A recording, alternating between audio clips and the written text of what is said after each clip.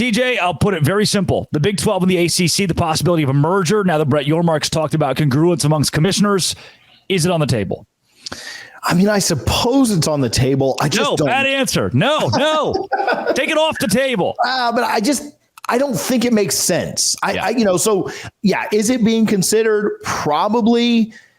I think for Yormark to agree to it, you'd have to boot a couple of teams out of the ACC. Yeah. You'd have to say there's some dead weight here, and we can't take that on.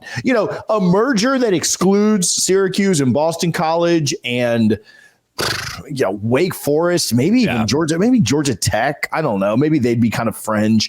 You get the Atlanta market. I do like Atlanta. Yeah. But I don't know how much weight they really carry in that Atlanta market. I think that has more FSU and Bama and Auburn fans than anything else.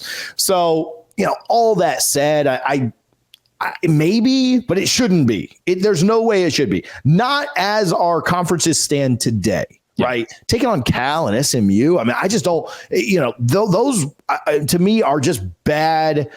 If the Big Ten got a chance to redo itself right now, would they have Rutgers in it? Would they have Maryland there? Would they really? Would Illinois be? I mean, again, some of these are, but I don't know. So all that said, I don't think it should be. Hopefully, Yormark's just kind of playing nice and saying nice things, because there's no way that they should truly merge with what's going to be left over of the ACC. That is the most important part of the conversation to me, is leverage that Yormark has over Jim Phillips and the ACC.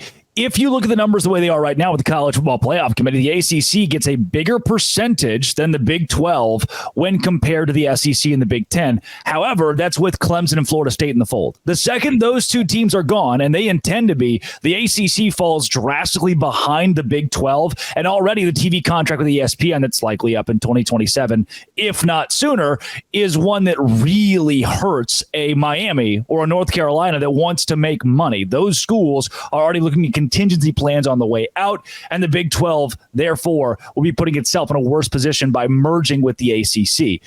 Do you believe then, TJ, and I know that you're an ACC country and cover it very closely, that there's a way forward for the conference to stay alive? Because if there's not a merger with the Big 12, and we've already mentioned how North Carolina, that the power brands aren't going to stick around and make less money, how do you even keep this thing alive? I don't know. Obviously that's Jim Phillips's big issue too, and the question that he has to try and answer. I mean, I guess you just try and you essentially become a group of 5 conference, right? Yeah. Like you pull up a USF, you pull up some other programs that you go get Washington State and Oregon State, right? And you just pull in a few more programs to try and make and keep a conference up alive, keep them going. But yeah, I don't think that they're going to be relevant, at least on that national stage anymore. You can maybe focus on basketball, but there's a good chance. We just mentioned there's a good chance you lose Duke. You're certainly going to lose North Carolina, and then Clemson and Florida State, not elite basketball programs, but you lose them. You lose Virginia. Like, what's left, right? Wake, Georgia Tech. So I don't even know that you're a basketball conference at that point anymore, without certainly your 2 big blue bloods. So yeah, what do they do to keep it alive? I mean, like I said, it's Game of Thrones. You cut off. I mean, the best answer: you cut off some of the dead weight. You merge with what's remaining. Your Louisville, Pitt. You take a merger about that is Louisville and Pitt, and bring in Georgia Tech and see if you can do it with Miami still in the fold. See if you can do it with some of these other programs still in the fold, and you merge like that. Because again, I don't think you can do it any other way. Going Big 12, so the same question, but for the Big 12. You talk about, can the ACC stay alive? The answer is probably no. Can the Big 12 stay alive? They've done it once without Texas and Oklahoma, and it seems as though they're on the path to at least being there in the top 3 conversation, though a pretty big gap between the top 2 and the Big 12. With that, and Brett Yormark's comments last week saying that all this conflict is overblown. He's good friends with the other commissioners. Do you think the Big 12 is in a good spot, or is that just the Locked On Big 12 host hoping for the best? I think they're in an okay spot. I think they're, in a good enough spot for now. In 5 years, it's tough to predict what that future looks like. And, I'll be rich. I'll have a mansion and a boat. So how good truly is that relationship in 5 years? Like, have they bastardized the Big 12 too, or have we moved to some kind of a super league? Right. And I was talking with somebody the other day about it. Just can you really need to be in that top 60 teams, right? And so you look at the big three right now of the, take Florida State and Clemson out of the ACC, and you think about where the SEC and where the Big 10 and where the Big 12 will be. Well, that kind of creates your upper 60, right? And then you're going to have your bottom 60, which is what's left over of the ACC, all your group of 5 stuff right now.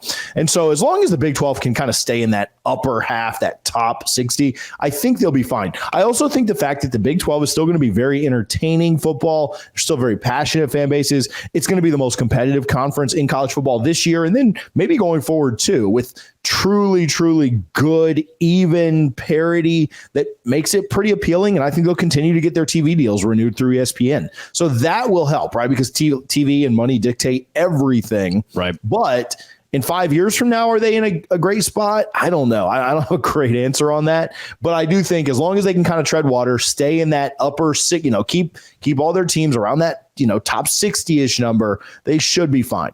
I think the fact that the Big 10 and the SEC are going to kind of take over and be that Big 2, you're going to have another program, another another conference that you're kind of working with. And I think the Big 12 kind of satisfies that. TJ, before we go into revenue sharing, I was going to go there right now, but I want to camp with that name, Brett Yormark. Is he the guy for the job? Can he get this done? Yeah, I think he's innovative enough. And this is not a job that many people could handle, right? Mm-hmm. Like you kind of know your place, and you have to kind of continue to campaign and politic and say all the right things, which he's very good at. Yeah. But he's done a good job of being creative, having the foresight, going out and getting teams, going out and making things happen when things looked dire at one point, and basically saved the Big 12 with some moves that he made after Texas and Oklahoma left. Certainly had more foresight than Jim Phillips did. Yeah. With the ACC. And so, no, I think he has done a really good job. It's kind of I wouldn't call it an impossible task. Like Jim Phillips has an impossible task over there in North Carolina. But I think he's done a really good job with the hand that he's been dealt. He's kind of turned, a pretty rough situation into something that's at least tenable for right now. Like we're talking about if it doesn't work, like in 5 years, like he's bought them 5 years of millions and millions of dollars of revenue coming in. Worst case, right? This fails in 5 or 10 years. He's made them hundreds of millions of dollars and staved off that failing for half a decade, maybe longer. So, yeah, I think that when all things considered, almost an impossible situation, he's done a really good job. And this was the first conference to lose big in this round of expansion with Texas and Oklahoma leaving, and the end of Bob Bowlesby and Brett Yormark has kept things alive, and the Big 12 is much stronger than the ACC, which is shocking based on what we knew 3 years ago. Coming up, bad news for everybody in the Big 12 and the ACC, really, revenue sharing. This is Locked On Big 12, part of the Locked On Podcast Network, your team every day. I am competitive. Today's show is brought to you by Monopoly Go, a game that I don't lose. Look, Monopoly Go is the place where you go if you feel like you're not going to lose. You'll probably lose to me, but you might beat your friends. You want to beat your friends? You get a little flag on the play. You go to Monopoly Go, and you take their vaults, you smash their buildings, you heist their jazz. There's also cool new playing pieces to travel the boards with. You remember old Monopoly? You still play it, right? I still play it, but I can do it on the go on my phone, like when I'm in my car, not driving, though. Unique stickers you can trade with friends to compete for albums for big prizes as well. Plus, Monopoly Go feels new and exciting every day with constantly changing tournaments and challenges. A ton include their own unique mini games like digging for treasures or robot pachinko machines. There's also new timed events to help you win big, massive multipliers for everything you win or you rent frenzies. There's always something fun to discover in Monopoly Go. So sit off the bench, download it for Google Play or App Store. Game on. Monopoly Go.